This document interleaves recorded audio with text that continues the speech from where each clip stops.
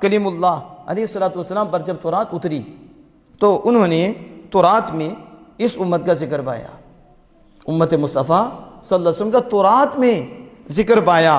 تو جب ذکر پایا تو کہا ربی انی اجد فی الالواح امہ، اے مالک میں تختیوں میں یعنی تورات میں ایک امت پاتا ہوں، اور وہ امت اول ہے اور وہ امت آخر ہے، وہ امت سابق ہے، یہ امت مجھے دے دے۔ فاجعلھا امتی، مالک یہ امت مجھے دے دے۔ موسیٰ کلیم اللہ علیہ السلام اللہ سے عرض کر رہی ہیں کہ مالک تورات کے اندر میں ایک امت کا ذکر پاتا ہوں، اور اس امت کی شان یہ ہے کہ ہم الآخرون السابقون، وہ آخر میں ہوگی اور سب سے پہلے جائے گی۔ فاجعلھا امتی، یہ امت مجھے دے دے۔ جب یہ بات کی تو اللہ پاک نے فرمایا اے موسیٰ تلک امت احمد، یہ جس امت کی موسیٰ تم شان پڑھ کے مانگ رہے ہو وہ ہم نے آمنہ کے لال کو دے دی ہے، یہ امت مصطفیٰ ہے صلی اللہ علیہ وسلم۔ اب ذرا سنو آخر کیا ہے، سابق کیا ہے، کہ آخر میں کتنی شان ہے اور سابق ہونے میں کتنی شان ہے، اس لیے کہ ہمارے آقا بھی آخر ہیں اور یہ امت بھی آخر ہے، وہ آخر النبی ہیں، خاتم النبیین ہیں، اور یہ امت بھی آخری ہے، یہ کتاب بھی آخری ہے۔ کہا مالک یہ جو امت آخر میں آئے گی یہ امت مجھے دے دے، کیونکہ موسیٰ علیہ السلام سمجھے آخر ہونا بڑی شان ہے اور سابق ہونا بڑی شان ہے۔ آخر ہونا کیا شان ہے، سنو ذرا آخر ہونے کی شان کیا ہے میرے آقا دو جہاں صلی اللہ علیہ وسلم۔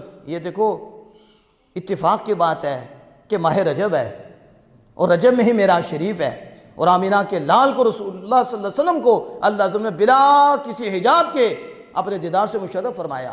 اور جب رسول اللہ صلی اللہ علیہ وسلم اللہ کی بارگاہ میں حاضر ہوئے تو اس وقت مالک نے فرمایا حل غمک، محبوب کیا تجھے غم ہوا، کیا آپ کو پریشانی ہوئی کہ میں نے آپ کو سب سے آخر کیا، سارے نبیوں کے بعد بھیجا؟ کہا نہیں مالک مجھے کوئی پریشانی نہیں ہوئی۔ کہا محبوب آپ کی امت کو غم ہوا کہ میں نے آخری امت کیا؟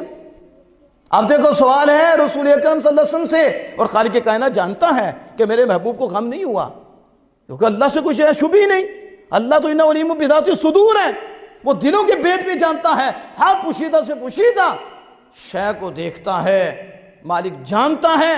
تو پھر محبوب کو کہتا ہے محبوب آپ کو غم ہوا کہ آپ کی امت کو ہم نے آخری امت کیا؟ تو نبی اکرم صلی اللہ علیہ وسلم نے آخر سے عرض کیا نہیں مالک نہیں، کیونکہ میں مالک تیری عطا سے ساری امت کو جانتا ہوں۔ ذرا سنو تو صحیح، صدیق اکبر کا بھی دل میرے سامنے ہے، شیر خدا کا بھی میرے سامنے ہے، ابھی غم دل میں ہوتا ہے اور میرے آقا ہر ایک کی غم کی کیفیت جانتے ہیں۔ اللہ کی بارگاہ میں حاضر ہو کے کہہ رہے ہیں مالک نہیں مجھے پتہ ہے میں تیری عطا سے سب کو جانتا ہوں، کوئی بھی پریشان نہیں ہے کہ تو نے ان کو آخر کیا ہے۔ پھر اللہ جل وعلا فرماتا محبوب میں نے کیوں آخر کیا ہے؟ اس کی وجہ یہ ہے کہ پہلی جتنی امتیں بھی ہیں میں نے ان کو اس لیے پہلے بھیجا کہ تیری امت کے سامنے رسوا ہوں۔